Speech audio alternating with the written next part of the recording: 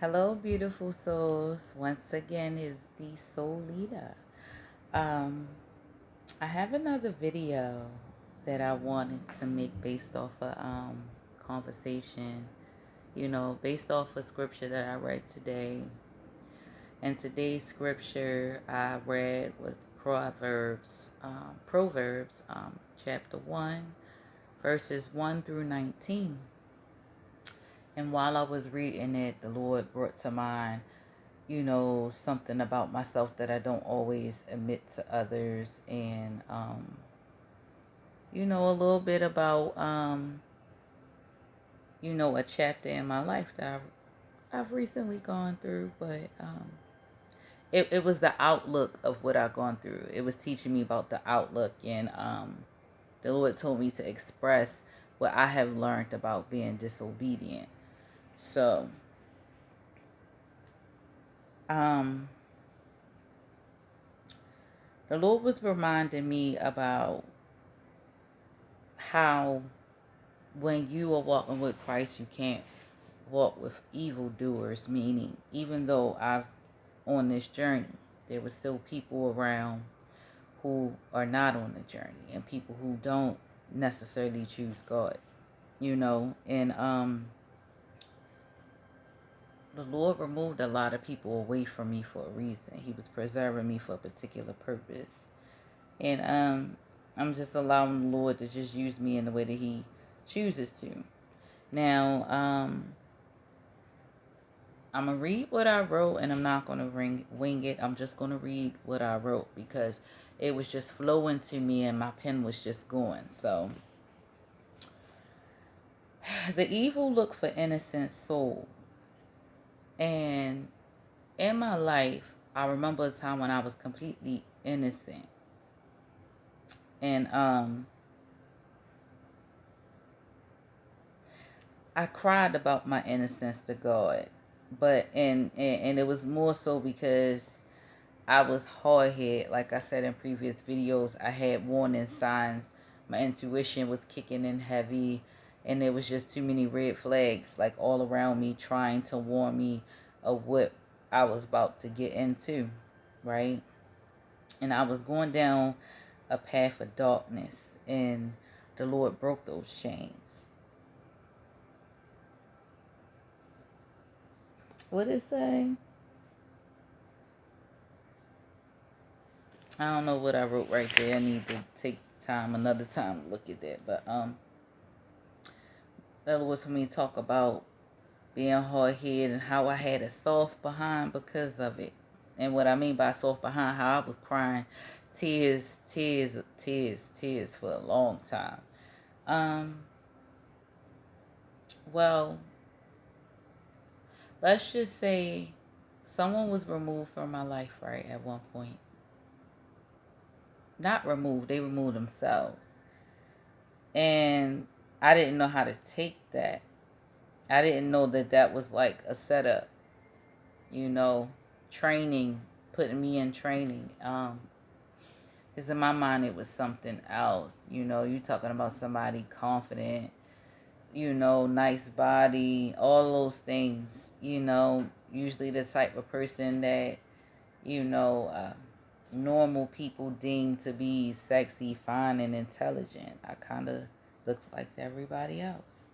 And ended up being taken advantage of, but it's not really a bad thing because, like I said, even though I endured some suffering from being disobedient, I'm in a great place of understanding why I had to suffer. And so I suffered, although I was innocent, and I had to learn to listen and obey, as I just said. Um, and it wasn't a punishment. It was like a chastisement. It was a chastisement. I can't even say the word right. It was a chastisement um, that taught me a lot. Like to take heed of the teachings of God and don't rebuke God and instruction. Instruction comes life. And if we already knew, then we wouldn't need the Bible.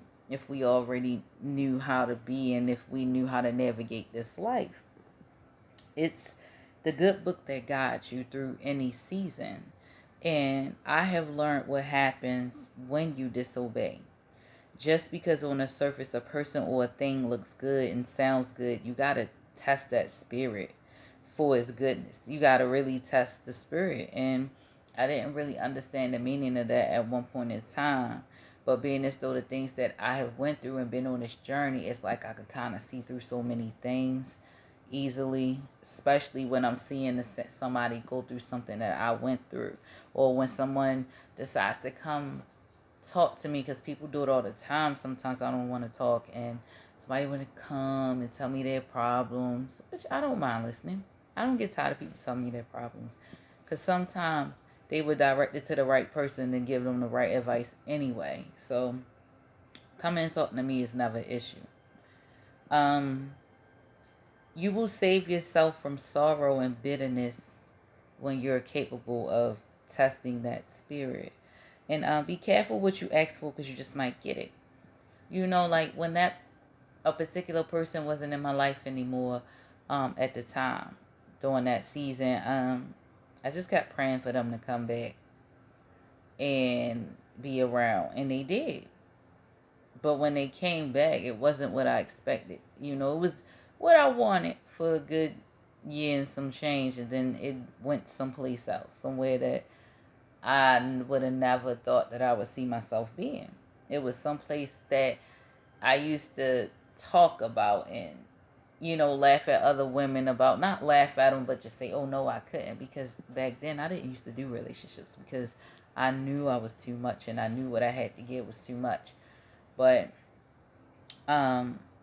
you have to prepare for what you pray for too, because sometimes you will get it, and what happens may not be no fault of your own. You got to take into account the warnings. And if you ever get to the point you're at a fork in the road, always choose the right path, because many of us are met with a fork in the road, and it's like having an angel on this side and a devil on that side, and it's like you got to make the best choice. And it's like either you're going to make a choice that's please your flesh, or you're going to make a choice that please your spirit, because people's spirits don't die, energy don't die, it has to go somewhere, right? But the flesh dies, it perishes, it gets buried in the ground, it turns to nothing but bones. And when you crush bones and marrow, what does it turn into? It turns into dust, the same dust that you came from, right? Do not go the quick and easy way, because what I say, do not go the quick and easy and for what is temporary. Temporary meaning, say you might be lonely. And I'm going to speak on a particular song. I'm not going to tell you about who, because I'm not going to tell people not to listen to the song. I mean, it's a nice beat, nice tune, but when I actually think about the lyrics, it kind of disgusts me, because if you're lonely, why would you want somebody to come have sex with you? Like, that's just instant gratification for the moment, though. And it's like when they gone and you have came to your climax and everything, it's like back to reality, back to that feeling. Because you could be lonely with somebody laying right next to you. You could be lonely in a relationship. You could be lonely in a friendship. So if you got to be lonely, well, you shouldn't even be lonely. It's nothing wrong with being alone, because usually a person who's alone, they're more content than that person that lonely. A lonely person is usually a person who has to seek validation outside of themselves. They have to, they need the energy of others to fuel them. You know what I mean? And you don't want that. You don't want somebody that's only calling you because they lonely. They need to call you, see how your day going. If you in need, or if you want any, give you some time and affection. Go for what is good. If you ever noticed in the word good, there's God, right? When you remove one of the O's. We can create our reality that becomes unpleasing and then blame God or cry out. And if God told you no, then no mean no. Don't You gotta listen. It's like when God tell you no, don't go do something and then cry and expect God to pull you out right then and there. You gotta think about it. Like when we take our lives into our own hands, sometimes we reroute the mission. And with that, affliction comes, pain for a moment. You have to endure it until you learn the lesson. It's kind of like what you may do with your own children. When they be disobedient, do you punish them? Do you spank them? Do you spare the rod? Do you, whatever way that you discipline your child, you discipline them, right? So what do you think God does with us? We are grown, we're adults, but we're still his children, right? So to suffer in a consequence for me is to appreciate the teaching and the knowledge that came before me. To understand that I am still a child, just a grown child with a mother and a father. Think about the actual children, and when they do not listen, what do? You chastise them, right? So as the Lord does this, do not rebuke him. The Lord is faithful. Take accountability. Don't be afraid to suffer a little. How will you learn if you do not go through the fire you created? Rejection is your protection. Heal your inner child so that adult child in you can move with purpose and understanding. If you notice, destructive people come with baggage, too heavy to carry and unload. They are needy, they're greedy, they so hell-bent on destroying, they are already destroyed and need new minions. That overwhelming force. If you think about how you may not get along with somebody, right? And say that they always got to go find others who dislike you and team up with them when they don't even like each other. Oh, I experienced that plenty of times. And even when those people tried, they couldn't be powerful. They still wasn't powerful with just little old one me.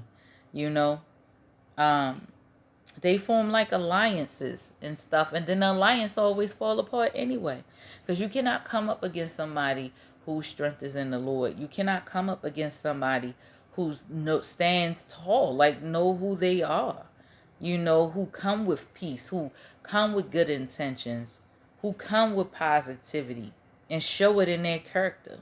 You can't stand against somebody like that, especially if you are the dog.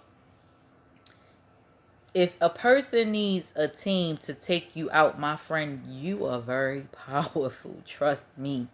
The ones who slander your name and turn people against you, and they try to control how others view you. They are the parasites.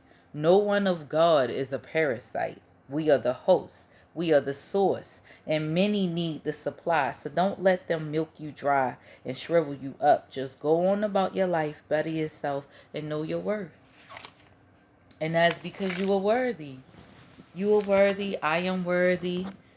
You are capable of doing amazing things. And you don't have to spend your life you don't have to spend your life in darkness. You don't have to spend your let me go back to what I was reading. You don't have to spend your life always crying, woe is me. You have to take accountability for your own decisions too, because sometimes even when we think we're making the best decision for ourselves, the Lord knows what is best for us. So sometimes when we be disobedient, you got to allow yourself to go through those trials and those storms. You can't look at what you're going through as such a bad thing. You don't, one thing I learned from somebody's channel was watching, they said the only L that they take is a lesson. And that is true. You don't take a loss. If someone is removed from your life, yes, it may hurt. Yeah, you might weep for a night. But you can't dwell on it as if, why they gone. Because I did that before. But in that time alone, I was able to see the truth in the people who left.